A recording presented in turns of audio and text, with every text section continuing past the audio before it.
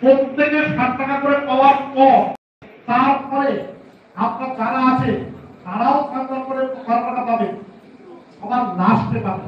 প্রথমে কিন্তু super active অ্যাক্টিভটা কিন্তু 12 টাকা করে পাবে। এইভাবে এটাকে বলে C1।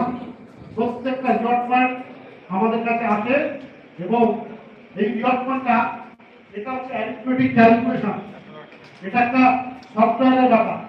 এটাকে এত ইজিলি বলছি, এত ইজিভাবে কাজ করে না।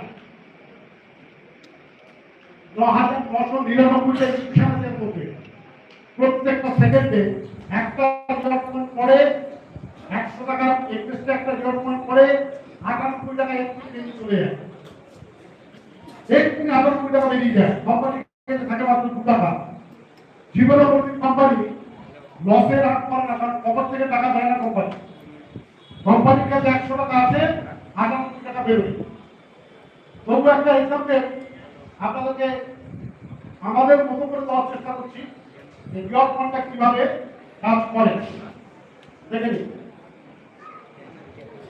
আমরা সবাই জানি যারা বাইক ইউজ করি, আমরা বাইককে স্কুটিতে করে যখন ট্রেন করতে আসি তখন কোনো গ্যারেজে আমরা বাইক স্কুটিটা রাখি। ধরে নিন আপনার বাইকটা রাখতে খরচ হয় 20 টাকা। আমি একটা নতুন গ্যারেজ করছি, সেই গ্যারেজে বাইকটা একটা সিস্টেম বের করছি। কি বলেছি, যাতে আমি বাইকের ওনার, এখানে প্রথম বাইকটা এসেছে, আমি বাইকের দোকান খুলেছি, আমি ওকে বলেছি ভাই তুমি আমার দোকানে বাইকটা রাখো। কেন বাবা, আপনার দোকানে বাইক দেখাবার কি দাম? আমি বলছি আপনি বাইক রাখার পর যদি 5 জন বাইক আছে, আমার বাইকের দোকান খোলা আছে, গ্যারেজ খোলা আছে মানে বাইক আমার আসবে। যদি 5টা বাইক আছে তাহলে আমি এসছি, আমি ওনাকে 20 টাকা দিয়েছি। আমার পরে 5টা লেভেল 1 লেভেল 2 লেভেল 5টা বাইক,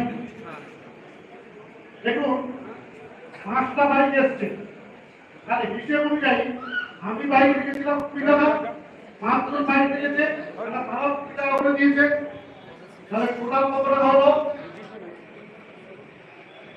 আমার কাছে আজকে দিনে দাঁড়িয়ে যদি হিসেব করেন টোটাল 120 টাকা।